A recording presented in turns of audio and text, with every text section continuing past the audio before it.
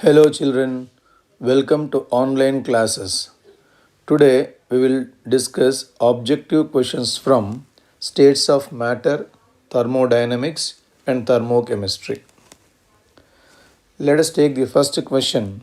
Two flasks X and Y, each of 500 ml capacity, contain argon and helium, respectively, at 27 degrees Celsius and 1 atmosphere pressure.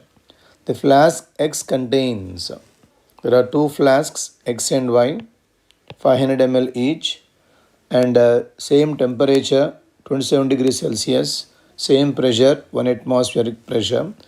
Now, the flask X contains, they're asking number of atoms in both the flasks. It is according to Avogadro's law. It says that equal volumes of all gases contain equal number of molecules. But in this case, the number of atoms are same as the number of molecules in the case of argon and helium.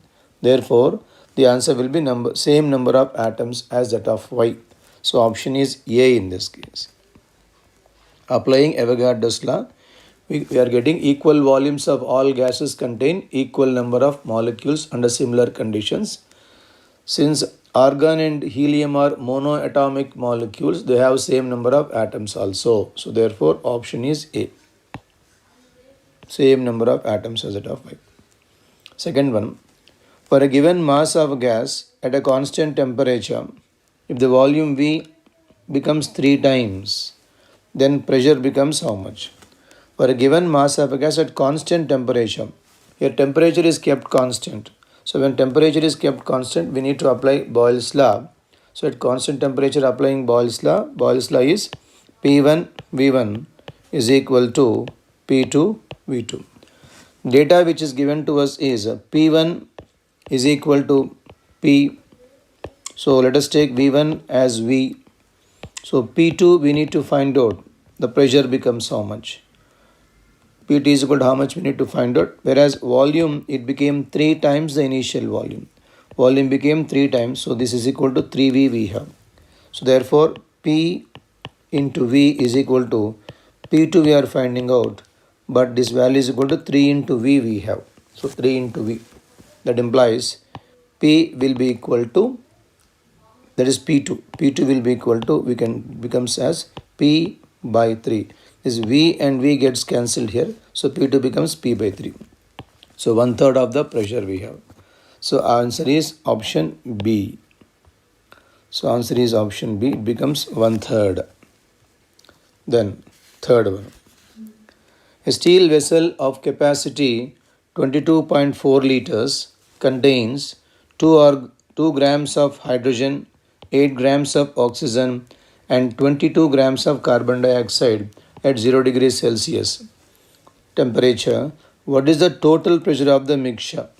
We are asking total pressure of the mixture. We need to apply here Dalton's law. We can get the total pressure.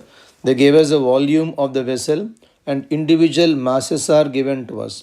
We can find out total number of moles of all the gases, and they are given as temperature, and therefore we can find out the total pressure of the system, which is equal to total pressure.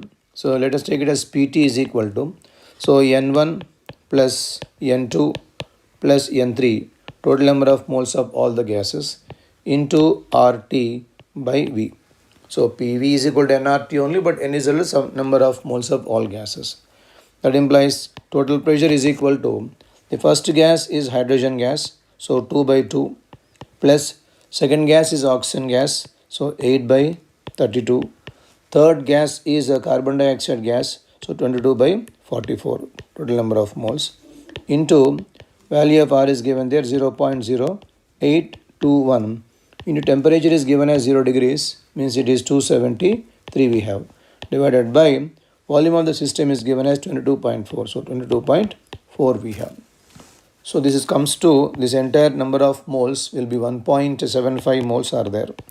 1.75 into 0.0821 into 273 divided by, it is 22.4. On simplification, the value comes to 1.75. So 1.75 is the answer. Option is C here now. So PT means total pressure is equal to N1 plus N2 plus N3. Three different gases are given to us.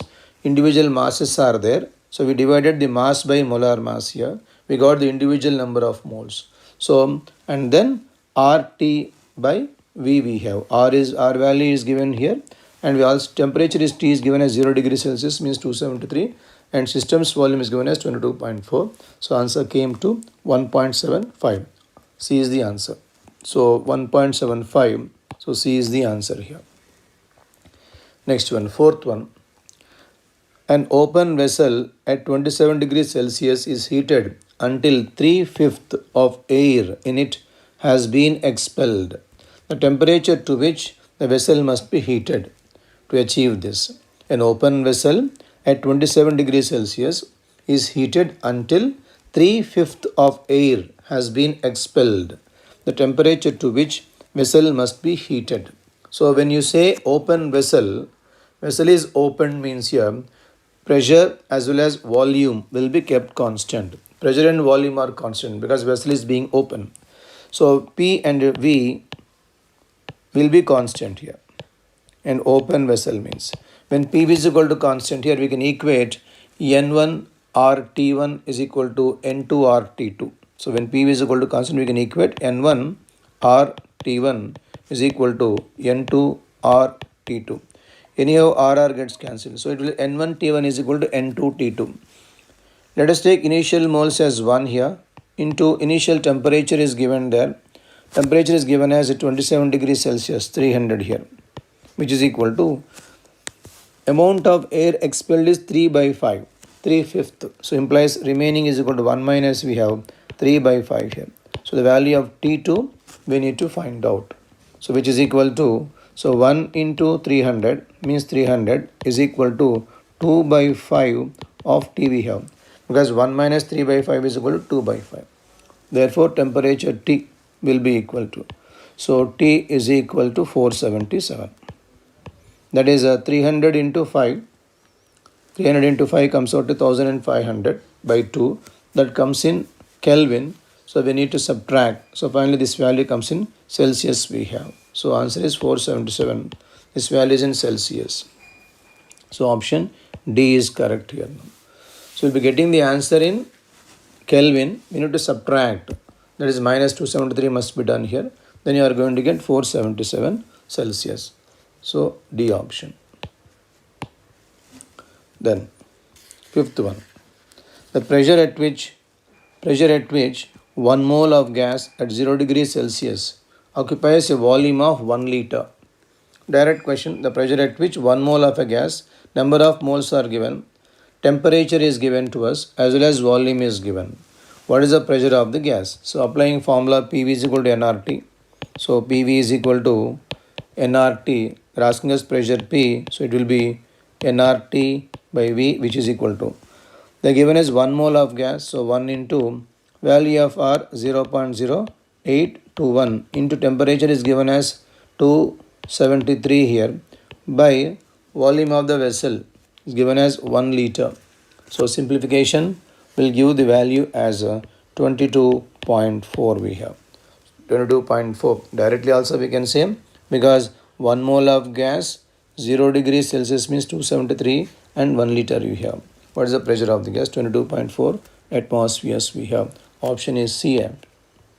So 22.4 atmospheres. C is the answer. Dalton's law of partial pressure is not applicable to the following mixture of gases at room temperature. Dalton's law is not applicable to means it should be for chemically reacting gases. Dalton's law cannot be applied. So we need to check chemically non-reacting gases only. Then Dalton's law can be applied for chemically non-reacting gases. Question is here chemically not applicable means chemically reacting gases. So among all the 4 options here, COCl2 directly combines to give COCl2 gas now. So therefore these two are reacting directly. Remaining components react only under different conditions, not under normal conditions, but this react immediately when you mix CO and Cl2. So therefore Dalton's law cannot be applied for a mixture of CO and Cl2 there. So answer is option D. So D is the answer. for which we cannot apply Dalton's law of partial pressures because they react chemically. Then, equal masses of SO2 and O2 are kept in a vessel at 27 degrees Celsius. The total pressure of the mixture is 2.1 atmospheres. What is the partial pressure of sulfur dioxide gas? Equal masses of SO2 and O2 are there, and the temperature is given as 27 degrees Celsius. Total pressure is given as 2.1 atmospheres. What is the partial pressure? So partial pressure formula will be mole fraction into total pressure. So if you know the mole fractions, we can find out the partial pressure. Then how to get mole fractions? We require number of moles of the components. They gave here equal number of equal masses are there.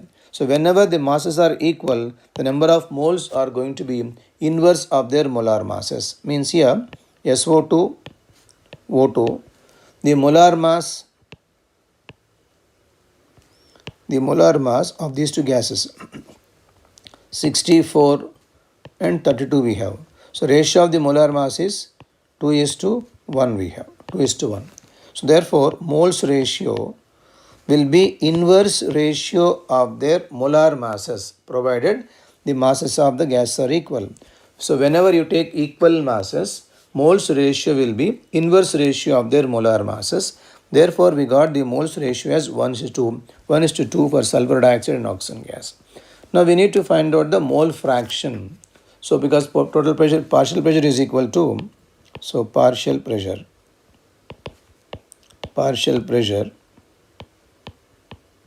is equal to total pressure into mole fraction. And mole fraction means number of moles by total number of moles, which is equal to, so they're asking sulfur dioxide. Sulfur dioxide moles are 1 mole here, total number of moles are 3 here, so 1/3 into total pressure, which is given as 2.1. So it is 2.1/3, the value comes out to be 0.7. So option is C. C is the answer here now. So whenever we have equal mass, we need to remember this point, whenever we have equal masses, the moles ratio will be inverse of their molar masses. So molar mass ratio is 2:1, therefore moles ratio is 1:2. Once you know the moles ratio, we can find out mole fraction, number of moles by total number of moles. They gave total pressure as 2.1 atmospheres. So multiplying, we got 0.7 atmospheres. So answer is option C. So therefore option C is correct. The next, 8th one. 3 grams of H2, 24 grams of O2 are present in a gaseous mixture at a constant temperature and pressure. Partial pressure of H2 is, so we are having 3 grams of H2 and 24 grams of O2 are there in a gaseous mixture. What is the partial pressure of H2? So we require mole fraction because partial pressure is equal to mole fraction into total pressure. For that we require number of moles first. So here number of moles of H2 gas will be equal to 3/2, which is equal to 1.5, and then number of moles of oxygen gas, which is equal to 24 is a mass given to us by 32, which is 3/4, means it is 0.75 we have. So total number of moles of the mixture, so total moles is equal to 1.5 plus 0.75, it comes to 2.25 total number of moles we have. Now they are asking us partial pressure of H2 gas. So we require mole fraction of H2 gas now. So mole fraction of H2 gas will be equal to number of moles of H2 by total number of moles we have. So number of moles of H2 is 1.5. H2 is equal to 1.5 here, and total number of moles are 2.25 we have. Simplifying, we are going to get here as 2/3. So 2/3 of total pressure will be the pressure of the H2 gas. So option is B we have. So we found out the number of moles first, then we found out the mole fraction is the number of moles by total number of moles. We found out the mole fraction, and the mole fraction into total pressure itself gives rise to partial pressure. So answer is B. So B is the answer here now. The next one, 9th one. When two molecules of ideal gas collide, it's according to kinetic theory of the gases here. When two molecules of ideal gas collide, so here always total energy always remains same because The collisions are perfectly elastic in nature, thereby complete system will not lose any energy. Total energy is always remaining constant for us now. Energy change will not be there. So energy will not be liberated to us. So option is will not be liberated. So answer is option B, will not be liberated because energy change is equal to 0 for us. Option is B we have. So B is the answer. Then 10th one. The critical temperature is the temperature at which. Let us observe the statements here. So that is below which the gas undergoes cooling when expansion takes place. This is a definition of inversion temperature. This one, the temperature below which the gas experiences cooling effect is called inversion temperature. At which gas liquefies is not correct here. At which the average kinetic energy of the gas molecules is minimum, not correct here. Temperature above which the gas cannot be liquefied, howsoever high pressure that may be applied. So whatever may be the pressure that you are applying above the temperature, gas cannot be liquefied is the basic definition of critical temperature itself. Therefore, answer is option D we have. So D is the answer here. It is a direct definition. So D is the answer. The critical temperature means the temperature above which gas cannot be liquefied, whatever pressure we are applying on that. The first statement, below which the gas undergoes cooling effect, means the actual definition of temperature inversion or inversion temperature. Next one. The most favorable conditions for a gas to liquefy. For a gas to liquefy, we need to apply very high pressure and low temperature so that gas can be liquefied very much easily. These are direct conditions only given to us. So temperature must be very low and pressure must be very high to liquefy a gas. So option is D we have. So D is the answer for us. Then 12th one. The temperature at which a real gas obeys ideal gas over a wide range of pressure is called. Temperature at which a real gas obeys ideal gas over a wide range of pressure. Nothing but a direct definition of Boyle's temperature. So answer is option B here now. So answer is Boyle temperature. So the temperature at which real gas behaves ideally. Real gas behaves ideally over a wide range of pressure is a definition of Boyle temperature. So answer is option B. So B is the answer. Next, 13th one. The nature of intermolecular forces among the non-polar molecules. So non-polar molecules, the nature of intermolecular forces. Now, both of them are non-polar means the forces will be dispersion or London forces we have. If ion dipole stands for one should be polar, one should be non-polar, then comes as ion dipole. If both are polar, then the forces will be dipole interactions we have. So this will be actually both must be polar in nature. So in this case, both polar. Then we have dipole interactions. Ion dipole, one should be ion, other should be polar here. Then ion dipole we have. Dispersion stands for both should be non-polar molecules only. So answer is option B. So the nature of intermolecular forces among non-polar will be dispersion forces or London forces. Option is B here. Then, which of the following statement regarding liquid is not correct? They are asking us which is not correct statement. The vapor pressure of liquid increases with increasing temperature. Increases with increasing in temperature. This is a correct statement only. Question is not correct statement. The vapor pressure of liquid decreases in the presence of a non-volatile impurity. Relative lowering of vapor pressure concept here. The vapor pressure increases with the decrease in temperature, not correct here. So this statement, option statement C is not correct. At normal boiling point, the vapor pressure of liquid is nothing but equal to 1 atmosphere. So boiling point itself means the temperature at which the vapor pressure becomes equal to atmospheric pressure. So thereby option C, the vapor pressure increases with the decrease in temperature is not correct here. because it is increasing with the increasing of temperature. So option C is a not correct statement. So C is the answer. Next one, 15th one. The increasing temperature of liquid causes. Increase the temperature, it causes what? The question is about viscosity of the liquids here. So if increase the temperature, so viscosity of liquid is due to the force of attractions present between the molecules. Viscosity is because of the force of attractions present between the molecules. At high temperature, energy of the liquid increases and we can overcome the force of attractions between the molecules.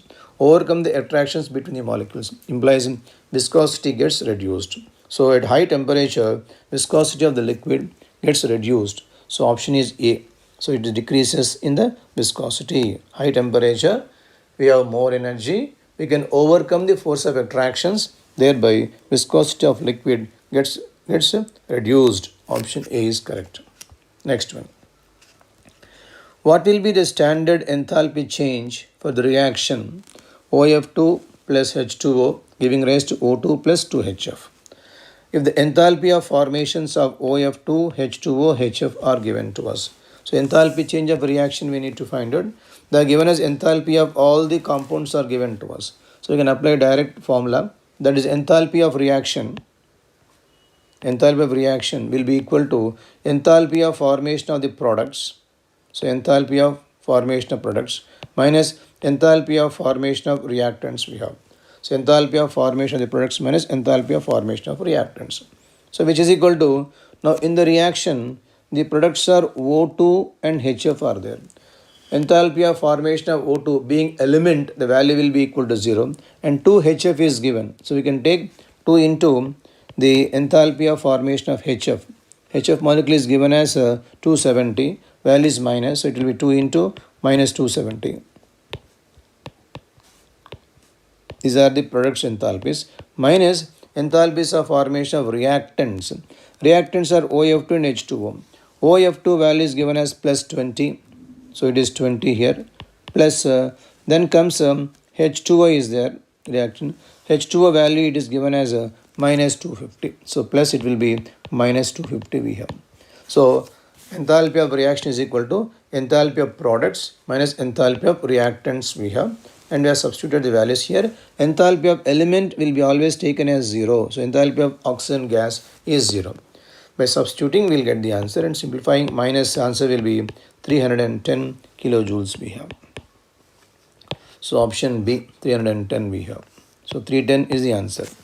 So formula will be enthalpy of products minus enthalpy of reactants. Next one, 17th one. Given that C plus O2 giving rise to CO2, delta H naught is minus X kilojoules, and then 2CO plus O2 giving rise to 2CO2, enthalpy is equal to minus Y kilojoules. What is the enthalpy of formation of carbon monoxide? Enthalpy of formation of carbon monoxide there now. Now here a carbon monoxide enthalpy is required. So we will take equation 1 as it is, and then we need to divide equation number 2. This 2 by 2 should do. There only you can get CO over there. This value will be equal to by 2 comes then now. When you take 1 mole of CO there. So let us write equation 1 as it is first. So equation 1 is given as C plus O2 giving rise to CO2. Here delta H is given as minus X. Let us take equation 2 by 2 we will do. So equation 2 you are dividing by 2 there now. Equation 2 by 2 will be equal to, this will be CO plus it comes out to be half O2 giving rise to CO2. And then delta H must be also divided by 2, that is equal to minus Y by 2 will come. Then since we require heat of formation of CO, let us subtract. So minus here, changing the signs throughout here. So minus. So it will be C plus here. So O2 minus half O2 will be equal to half O2 here now. Giving rise to CO2 gets cancelled on both sides here. CO goes to other side, will be CO here now. And then delta H value is equal to, it will be y by 2 minus x. So y by 2 minus x we have now. So y by 2 minus x means implies that it will be y minus 2x by 2. This also can be written as y minus 2x by 2 now. So option given is C for us. So y minus 2x by 2 will be C option. So I have taken equation 1, you have divided equation 2 by 2, and then we subtracted equation 1 minus equation 2 by 2. We got the heat of formation of CO equation itself. So answer is option C. Answer is option C. Next one, 18th one. Among the following, the intensive properties. Among the following, intensive property. So intensive property should be independent of quantity of matter. Independent of quantity of the matter is said to be intensive property. So it depends upon the nature of the material, but not the how much amount you take. So when you take surface tension, the first surface tension depends only upon the nature of material, doesn't depend upon the how much amount we take now. So therefore answer is option C. Remaining remaining three will depend upon the amount which you are taking there now. Next, 19th one. Work done during the expansion of ideal gas from a volume of 4 liters to 6 liters. Decimeter cube is equal to liter. So volume of 4 decimeter cube to 6 decimeter cube under external pressure of 3 atmospheres. So external pressure is 3 atmospheres and volume change is given to us. What is the amount of work that is being done? So basic formula, work done is equal to minus P delta V which is equal to minus pressure is 3 atmospheres, delta V is given as final volume is 6, initial volume is 4 we have, so 6 minus 4 which is equal to, it comes out to be minus 6 now. Units will be so many liters, atmospheres we have. They are given conversion factor as 101.32 which is equal to minus 6 into it is 101.32 then now. So answer comes to be minus 608 we have. So that is B is the answer for us now. So formula is minus P delta V. Pressure is given as 3 atmospheres. Delta V. So volume is changing from 4 to 6 liters. So final volume is 6. So 6 minus 4 will come which is equal to 2. So minus 3 into 2 minus 6 will be liters atmospheres, and we need to convert into joules. They are given a conversion factor as 101.32 joules now. So multiplying that we get the answer as 608. Option is B is correct then now. So here answer is B. So formula is P delta V we applied. 20th one.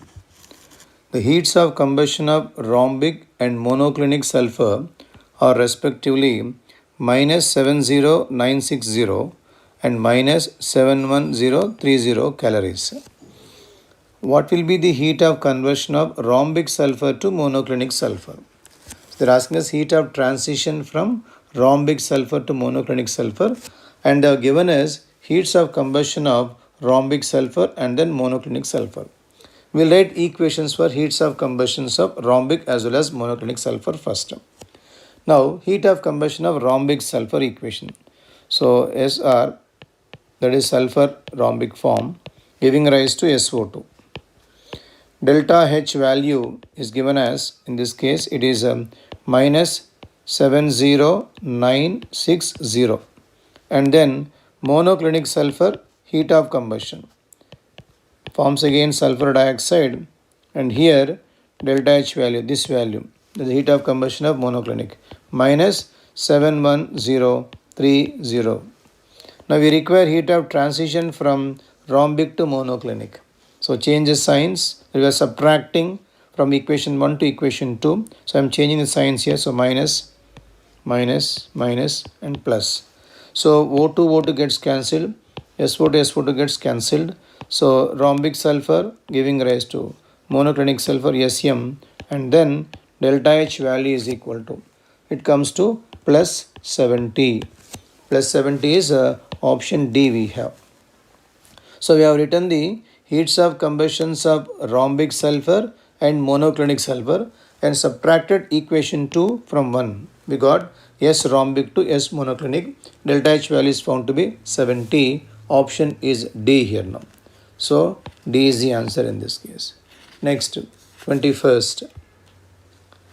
In the reaction, sulfur plus 3 by 2 O2 giving rise to sulfur trioxide plus 2x calories of heat, SO2 plus half O2 giving rise to SO3 plus Y calories of heat. The heat of formation of SO2. Heat of formation of SO2 is given. Let us write the equations here and subtract one from the other. When you subtract one from the other, SO3 gets cancelled. Finally, we are left with sulfur only. Let us see equations once again. So, sulfur plus 3 by 2 O2, 3 by 2 O2, giving rise to SO3. Delta H is equal to, so delta H is equal to, it will be minus 2x then now. In the equation they gave plus 2x, so it will be minus 2x then now. Second equation, sulfur dioxide plus 1 by 2 O2 giving rise to sulfur trioxide, and delta H is equal to, they gave plus y in the equation, it is now minus y here now. We require heat of formation of sulfur dioxide is required. So subtracting one from the other. So minus sign, minus sign, minus sign, and plus sign here now. So SO3 gets cancelled here. So 3 by 2 O2 minus O2 minus half O2 will become O2.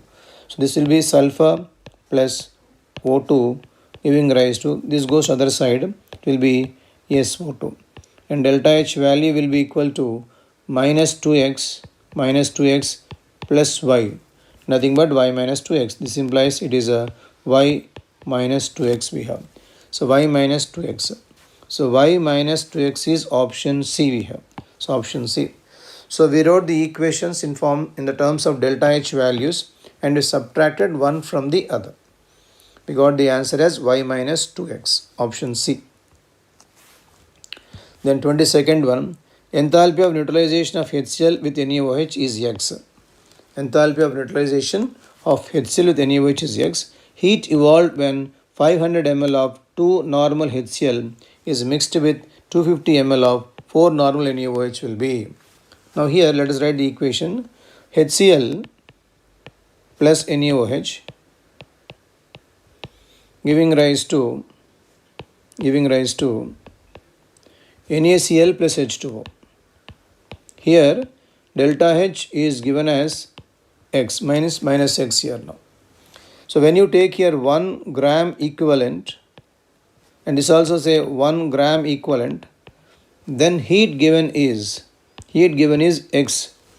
Value of X is given to us. So 1 gram equivalent and 1 gram equivalent give us value X. They have taken here 500 ml and 2 normal. If you multiply these two, you are going to get milli equivalents then now. So it will be 500 into 2, that is 1000. So 1000 milli equivalents. 1000 milli equivalents of HCl is there. Then coming towards NaOH, it is 250 and 4 are given. So therefore it will be 250 into 4 is also equal to 1000 milli equivalents now. 1000 milli equivalents of NaOH. 1000 milli equivalents means again 1 gram equivalent only. So 1 gram equivalent of HCl, and here we have 1 gram equivalent of NaOH we have. Implies answer must be same then now. Value will be equal to X for us.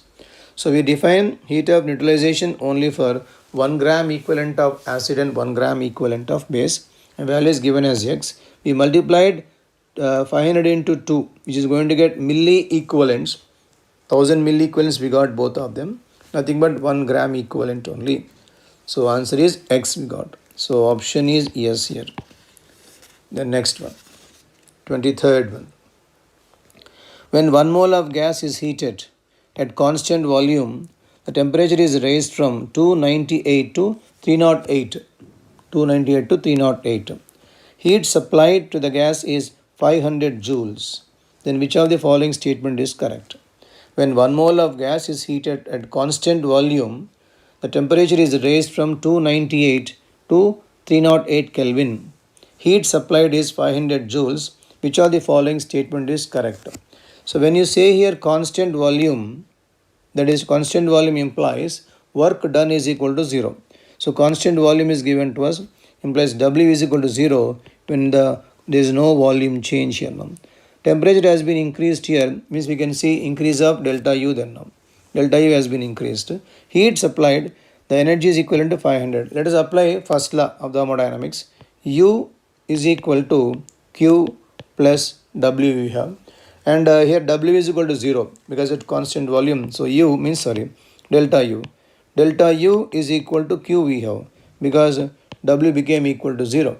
And then, so this delta U is given as 500 then now. So delta U is equal to 500 for us now. Now coming towards which of the following options are correct. Let us check the answers now. If you see the values here, delta U must be equal to 500. Q must be also equal to 500 then. But work done should be equal to 0 because there is no change in the volume of the system. Implies work done is 0 here, option B. Q delta U are equal to 500 joules we have. So answer is option B. We are applying first law of thermodynamics here. So option is coming out to be B here now. B here. 24th one. A closed insulated container, a liquid stirred with a paddle to increase the temperature. Which of the following is true? It is a closed insulated container. When you say insulated container, there is no change of heat, no exchange of heat. This implies Q value must be equal to 0 because of the insulation, and temperature has been increased there now. Temperature has been increased means energy will be changing. So implies that delta U cannot be equal to 0 then now. Again applying the first law of thermodynamics here, that is delta U is equal to Q plus W here, and then here Q is equal to 0. So Q is given as 0 because of insulated, is an insulated container. Q is equal to 0. That implies delta U becomes equal to work done. So energy that is being work done at the expense of its energy only we have. So therefore, let's check the options now. Delta U is equal to W. It will not be equal to 0 for us. So therefore, option given is A then. Delta U is equal to W but not equal to 0. But Q will become equal to 0 there now. So option is A. Excuse me. 25. For the reaction 2A plus 2B giving rise to 2C plus 3D, the value of delta U of the reaction would be how much? So they are asking us value of delta U, and they are given as delta H value. Delta H is given, asking us delta U value. So therefore the formula between these two is delta H is equal to delta U plus RT delta N we have. This delta N is equal to number of moles of gaseous products minus gaseous reactants, the delta N value.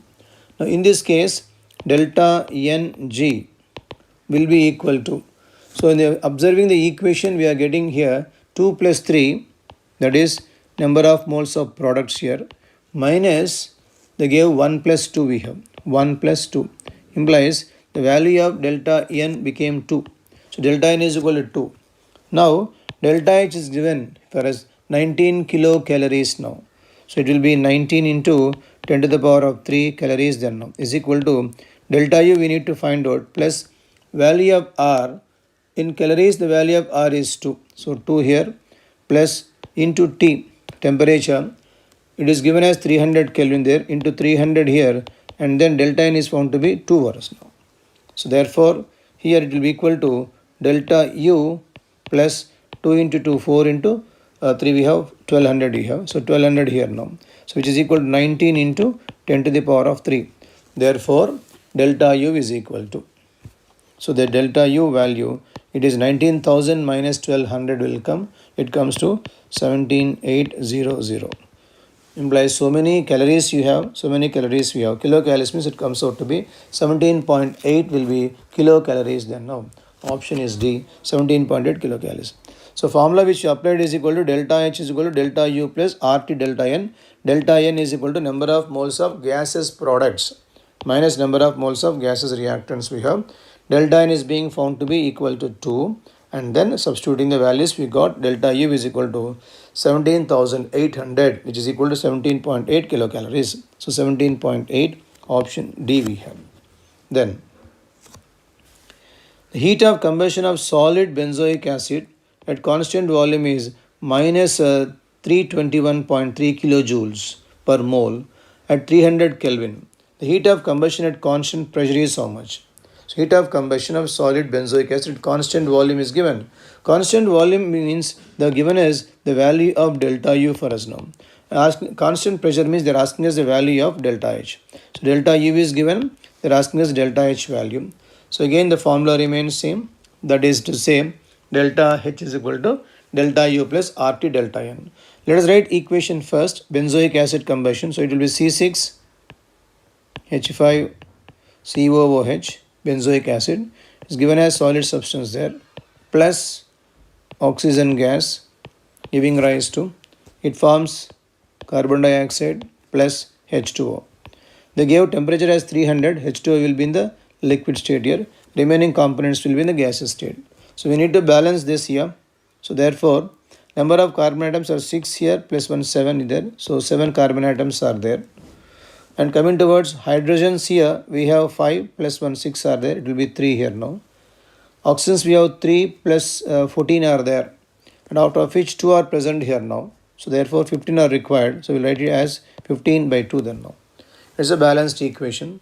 So we need to find out delta N from this one now. So delta N is equal to 7 here minus 15 by 2. 7 minus 15 by 2, that comes out to be minus 1 by 2 we have. Minus 1 by 2, that is 7 minus 15 by 2 is 1 minus 1 by 2. Now applying the formula, delta H is equal to delta U plus it is RT delta N, that is number of moles of gaseous products minus gaseous reactants we have, which is equal to delta U value. Constant volume value is given as minus 321 kilojoules now. Minus 321 kilojoules is given. Minus 321.3 kilojoules plus value of R. So value of R is written as R only in all the options. Let us take it as R itself only. R into temperature is given as 300. So 300 here now. Into this minus 1 by 2 we have. It is minus 1 by 2. So it is minus 1 by 2. Means the value comes out to be 150 here. Minus sign goes here then now. Minus sign goes here. But the value of R is in joules. These values are in kilojoules now. So therefore we need to convert them. It will be minus 321,300. So many joules we have. Plus this will be 150. Sorry, minus sign only. Minus 150 R we have. Minus 150 R. So minus 321,300 and minus 150 R. The option is C option then now. That is minus 321,300 and minus 150 R we have. So option is C. So here we have applied the formula delta H is equal to delta U plus delta N RT, but we wrote the equation for the combustion, and because we require delta N value is equal to number of moles of gaseous products minus gaseous reactants we have. We should not consider the benzoic acid is given as solid substance as well as water is a liquid state we have now. Then 27th one.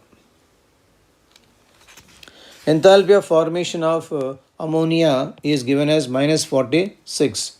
Enthalpy for the reaction. The enthalpy change for the reaction. The enthalpy change, is repeated things here. Enthalpy change for the reaction is, so when observing this, they have given us enthalpy of formation of ammonia is given. Enthalpy change for the reaction is asking us now. So if you observe these two reaction here, enthalpy of formation of ammonia implies it should be nitrogen plus hydrogen giving rise to ammonia, NH3. Should be only for 1 mole of this one, it should be half here and then 3 by 2. This delta H value is given to us. Formation of ammonia minus 46 kilojoules is given to us. Now they are asking us 2 NH3 giving rise to N2 plus 3H2. Now observing the reaction here, it is reversed, means sign must be changed and then multiplied by 2. So reversed and multiplied by 2. So implies that sign must be changed here, should be plus sign and multiplied by 2 here now. So the delta H of this reaction will be equal to, first of all, plus sign we have and then multiplying by 2 here now. Implies it should be plus 92. Option is B we have. Plus 92. Option B. Then 28th one. 1 mole of which of the following has highest entropy? Which of the following has highest entropy? Regarding entropy here, gas will have more entropy when compared to liquid state, will have more entropy when compared to this order of solid, which is the order of entropy we have. Solid, liquid and solid is having highest entropy than liquid, than solid we have. So among all the options here given to us, so this is a gaseous hydrogen. It is going to have, all are having 1 mole of substance only.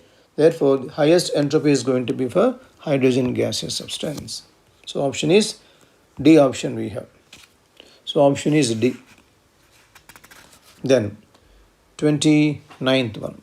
Considering the reaction carbon plus O2 giving rise to CO2 and delta H value is given as delta H is equal to negative because it is exothermic in nature. The signs of delta H, delta S, delta G are.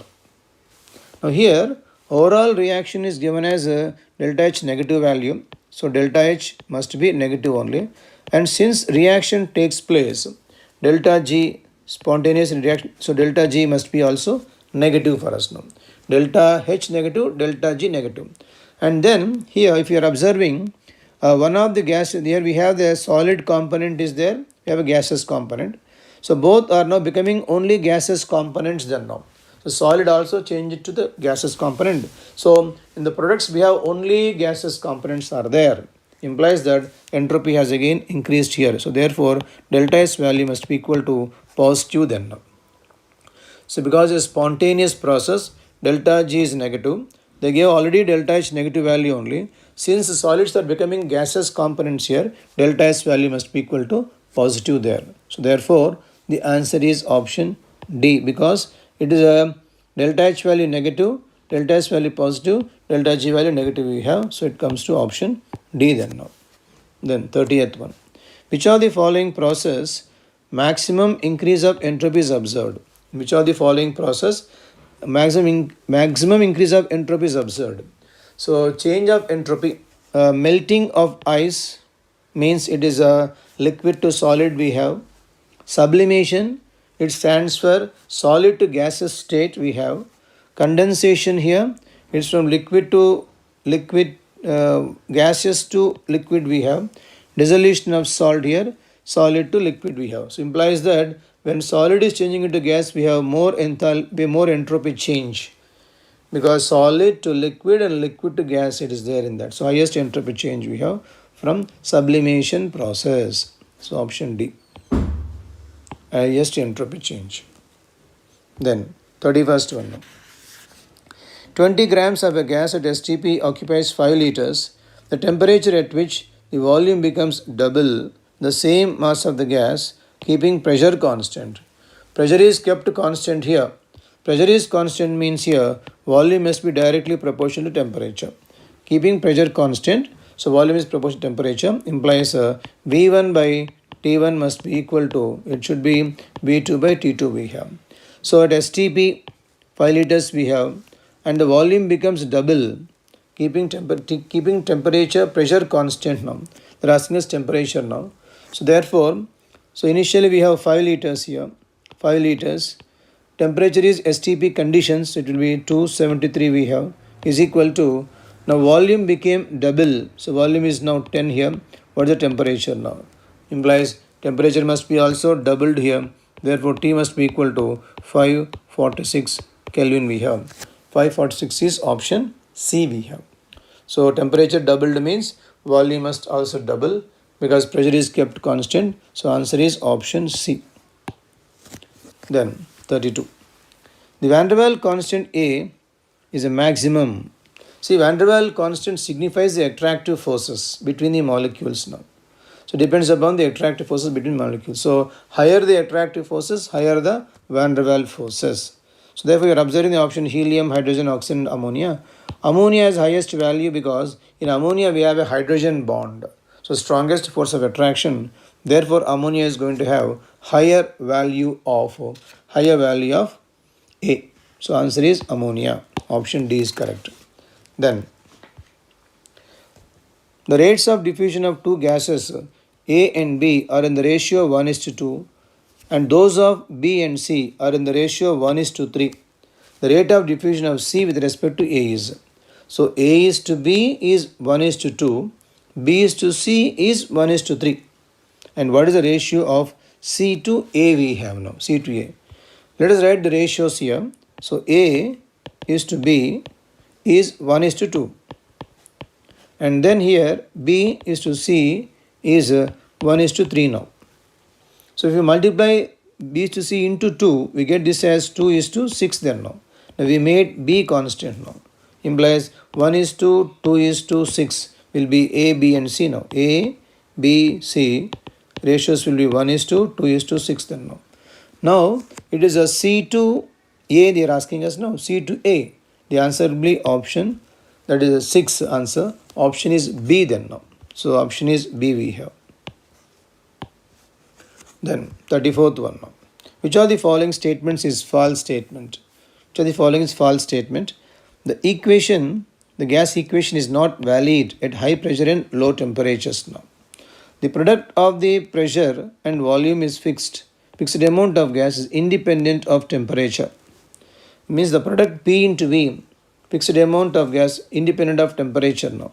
It depends upon temperature because at Boyle's law states at constant temperature only product P into V remains constant.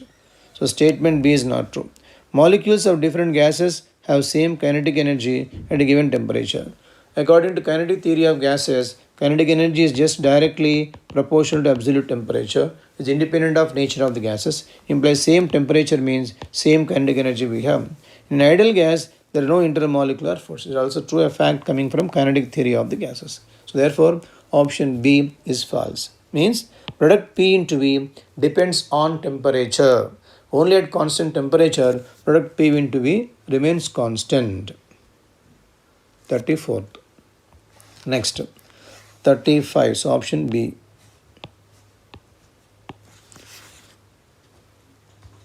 Next one. The temperature of the gas is tripled. Pressure is halved. Volume of the gas will be. Temperature is tripled.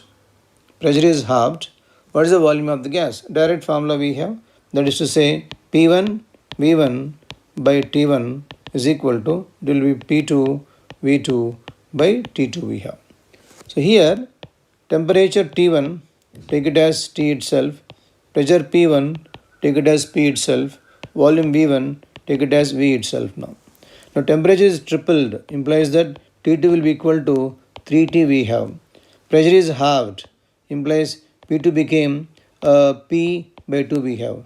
Then V2 we need to find out now. We need to find out V2 value.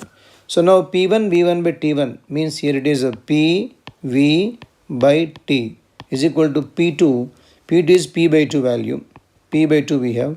V2 only we need to find out. By T2 is nothing but 3T we have now. 3T we have. So we can cancel here. P, P, T, T we can cancel. So V2 we require. V2 is becoming as a 6 into V we have. So therefore V2 became 6V. That implies volume is increasing by 6 times. Volume changes by 6 times. Direct formula, simple formula only. So 6 times it changes. So answer is increases 6 times. Then 36th one. When the volume of a gas is reduced to 1/4 of its volume, the pressure increases to how much? At a constant temperature.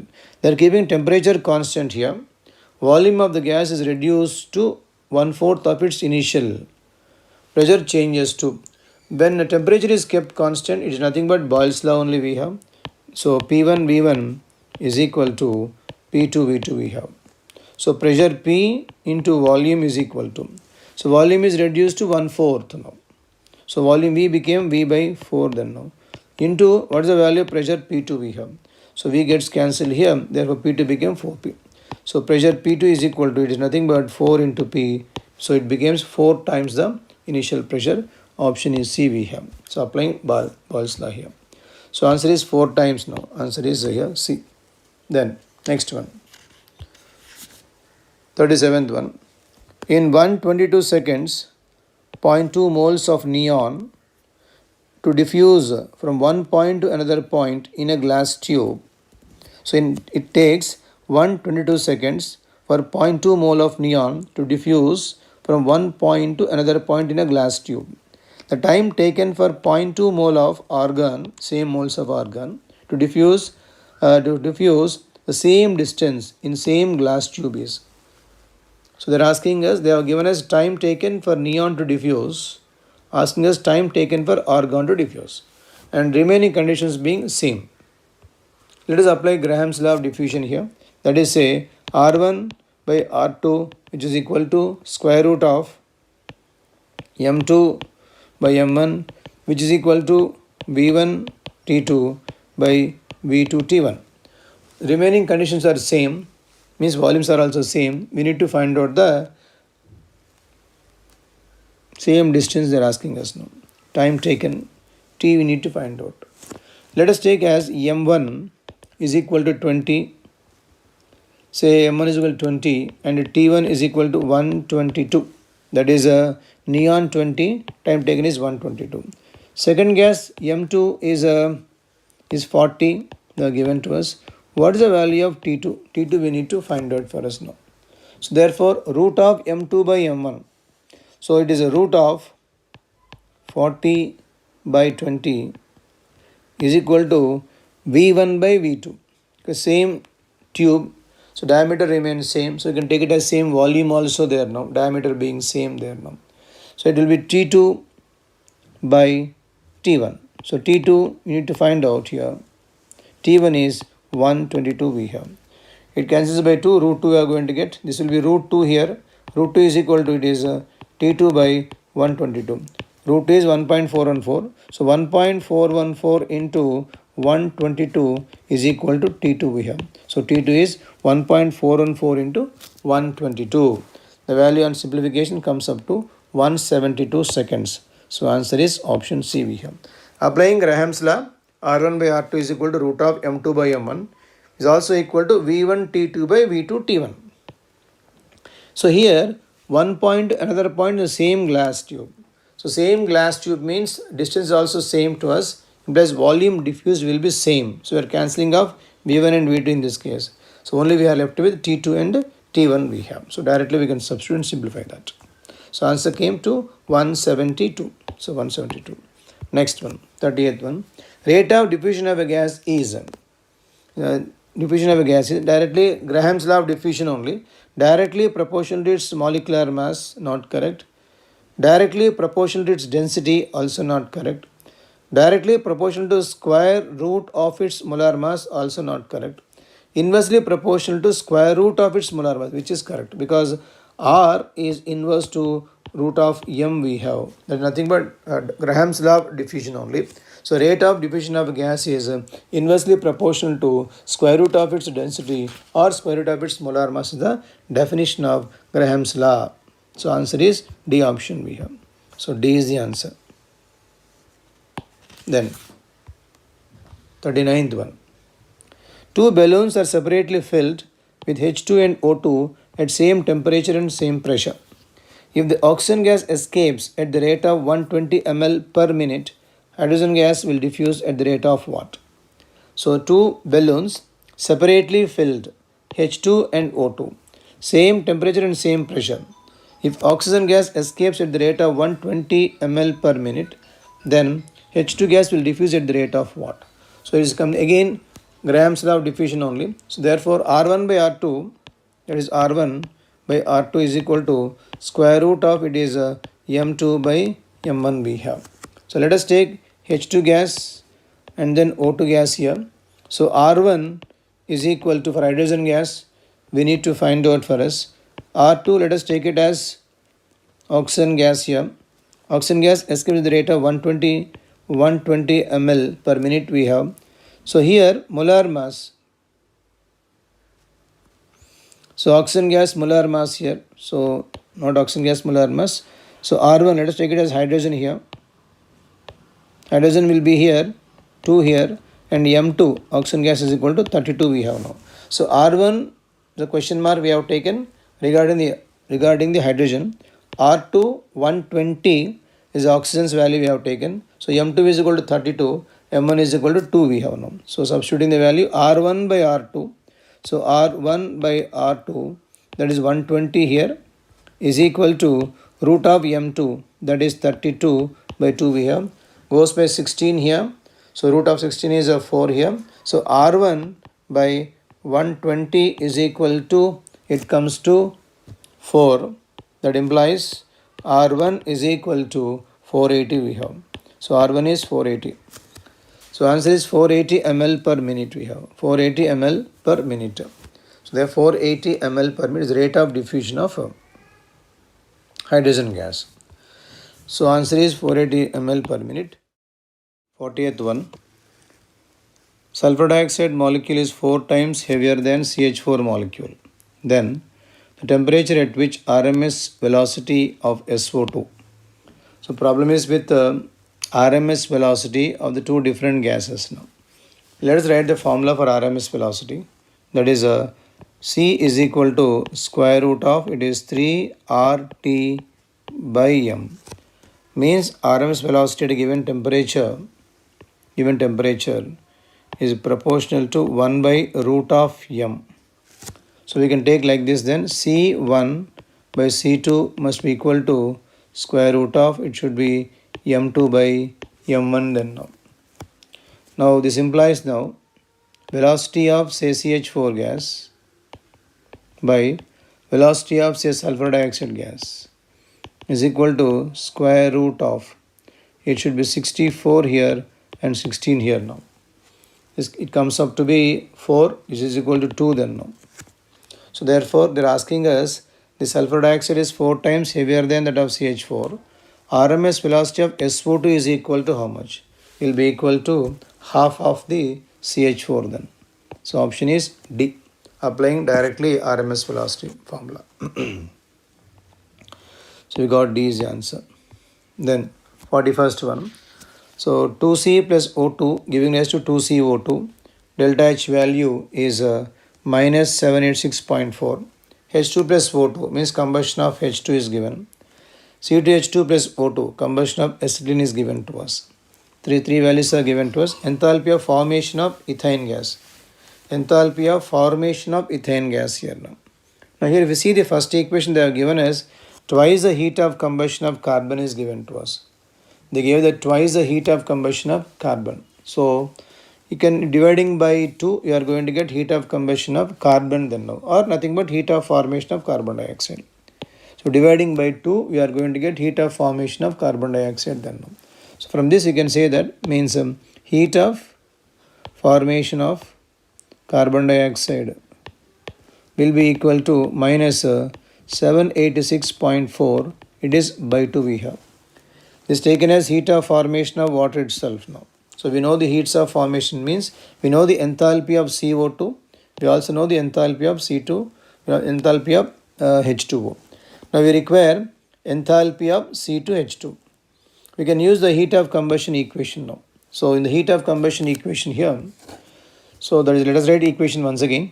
So C2H2 plus 2O2 giving rise to is forming 2CO2 plus H2O. Delta H is equal to, this value is given to us as minus, it is 1297 we have, minus 1297. Enthalpy is given as minus 1297 we have. Now here delta H of the reaction is equal to enthalpy of formation of the products minus enthalpy of the formation of the reactants we have. So enthalpy of formation of the products are here, carbon dioxide into 2 should take now, H2O. So therefore here enthalpy of reaction is given as minus, it is 1297 is equal to enthalpy of formation of carbon dioxide, but 2 moles is given to us. So 2 into enthalpy of formation of carbon dioxide will be equal to half the previous value. So it will be minus, it should be 786 786.4 by 2. This will be 2 into enthalpy of formation of carbon dioxide plus enthalpy of H2O. H2O value is given as minus 285.8. So it will be minus 285.8. Up to here, enthalpy of formation of products minus enthalpy of formation of reactants we have. So enthalpy of formation of reactant, which is equal to nothing but it is a C2H2X for us, and that of oxygen will be 0 only. We need to simplify the value further, and finally heat of formation of C2H2 will be equal to plus it is a 224.8 on simplification. Therefore option comes out to be A then now. So answer is A. So only thing we have divided here by 2 because they have given us twice the enthalpy of formation of carbon dioxide. So we know the enthalpy of formation of CO2 we know, enthalpy of H2 also we know. No? We have taken these two and substituting in this equation we are going to get the corresponding value. So option is A. Then 42. Enthalpy of neutralization of acetic acid by sodium hydroxide is minus 54 kilojoules. Enthalpy of ionization of acetic acid is. Now here formula for heat of neutralization is heat of neutralization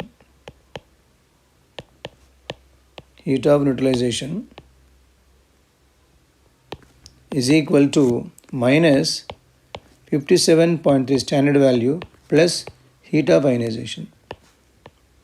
Heat of ionization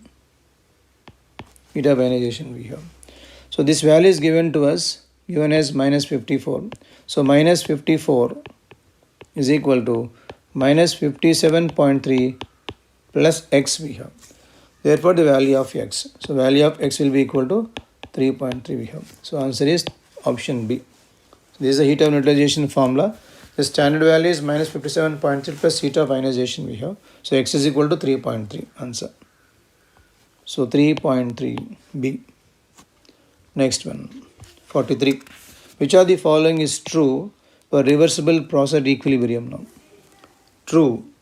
Now when you take equilibrium process means here delta G is equal to delta H minus T delta S we have. And equilibrium means here delta G will be equal to 0. That implies that delta H must be equal to T delta S then now. So delta H dt delta S means option is C option. Delta H T delta S are same. Option C for a reversible reaction. Then 44. Which of the following is exothermic change? Exothermic change. Heat must be given off now. Sublimation always requires energy. Boiling again requires energy. Freezing doesn't require energy. Melting once again requires energy. Therefore option is B we have. So B is the answer, exothermic in nature. Then 45. 1 mole of ideal gas expands adiabatically at 400 Kelvin until the temperature becomes 200 now. The work done in the process is now. So they have given temperature, T1, T2 values are given to us. T1, T2 values are given to us. Condition is expanding adiabatically. Adiabatic process means work is done at the expense of its internal energy only. So therefore delta U is equal to NCV delta T. So that is delta U will be equal to NCV delta T is also equal to work done in the case of adiabatic process. So therefore work done is equal to, that is NCV delta T we have. Number of moles are given as 1 mole here and CV is given as 20 into temperature change. It is given as final temperature is 200 we have. So it will be equal to 200 minus we have 400 then now, which is equal to minus 4000. Will be joules here. So it will be minus 4 then now. Minus 4 will be kilojoules now. Answer is C we have. So adiabatic condition means the work is done at the expense of its internal energy. and delta U is equal to NCV delta T, means nothing but work done is same we have. So minus 4. Then 46th one. So answer is 4 here. 46. A sample of gas occupies 4 liters at 2.81 atmospheres. When external pressure is 0, volume change is at 12.621, work done by the processes. Whenever we say external pressure is equal to 0, implies work is not done, because P delta V formula, P itself is equal to 0, therefore no work is being done. So whenever P external is 0, work done will be also equal to 0 then. No. So work done is 0. Option is A. So answer is A here. Then given that excuse me, C2H4 plus O2, 2CO2 plus 2H2O, heat of combustion of ethylene gas, ethylene equation. Delta U is equal to minus 1500 kilojoules. And what is the value of delta H? Delta U is given, they are asking us delta H value. So we need to apply the formula delta H is equal to delta U plus RT delta NG we have, at delta NG. Now here delta N is equal to number of moles of gaseous products are 2 in number, minus number of moles of gaseous reactants are 4 in number we have, implies the value comes out to be minus 2. So delta N is equal to minus 2. We require delta H value only. So therefore delta H is equal to delta U is given here. So many kilojoules are given to us. So it is minus 1500 plus R value given as 0.0084. So many kilojoules we have, into T is not given, means you take it as 298. So it is 298 we have, and the value is equal to minus 2 for delta N value. Simplifying, you are going to get value minus 1505. Answer is so many kilojoules we have. So 1505 answer. Option is B. 1505. So we applied formula delta H is equal to delta U plus delta N RT we have. So 1505. Then 48. A student added 0.12 mole of sodium nitrate to 100 cc of water at 293 Kelvin. Enthalpy of solution is 20.5. After dissolving the solute, the temperature of solution will be. So they are adding 0.12 moles of sodium nitrate to 100 cc of solution at 293 Kelvin. Enthalpy of solution is given as 20.5. 20.5 is given. The value is positive value. It implies that it is endothermic in nature.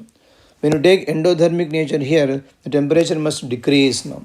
So therefore, 293 is given to us. Lesser than 293 we have to see. Nothing but option A only we have. So lesser than 293, because heat of solution is given as a positive value, endothermic in nature. So answer is A. Then relationship between A, B, C and D in the following equations are given to us now. So sulfur plus half H2 H2S, H2 plus O2 H2O, S plus O2 SO2, and finally H2S 3O2 H2O SO2 are given to us now. So in these reactions here, now this can be taken as heat of formation of H2S. Nothing but enthalpy of H2S, this value. This value is enthalpy of H2O. This value is enthalpy of SO2 we have. They have given us heat of reaction now. We need to substitute the values here now. So therefore, if we substitute the values here, let us take once again. So here, delta H is equal to, delta H means this value, delta H is equal to D. So that D is equal to, D should be equal to enthalpy of H2O and SO2 we have, because enthalpy of products. H2O is given as B, SO2 is given as the value for C for us now. So it will be B plus C has to come, enthalpy of products, minus enthalpy of reactant is H2S now. H2S is A we have now.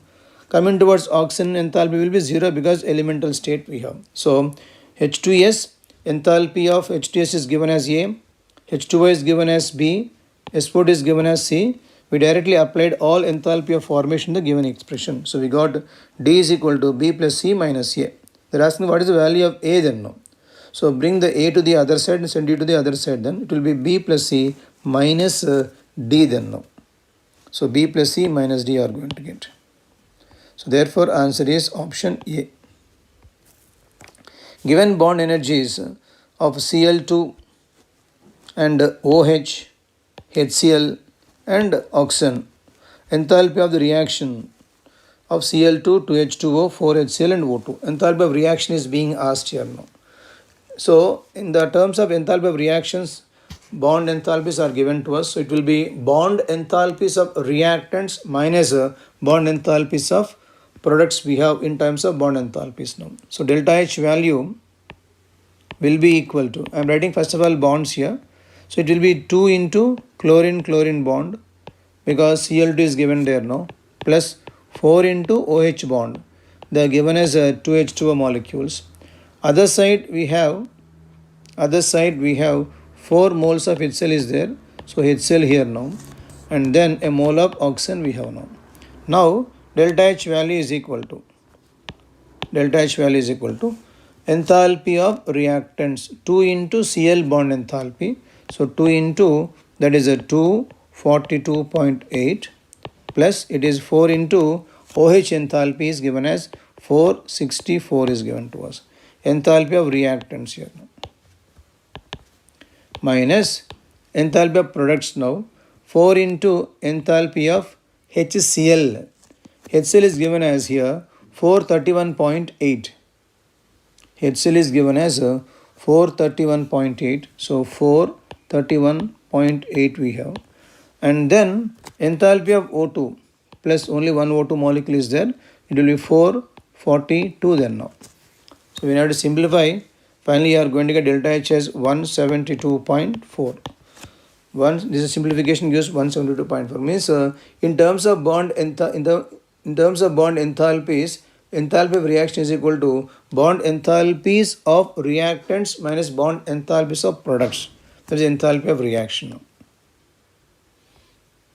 So answer came 172 here, and 172 is option C we have. So answer is option C.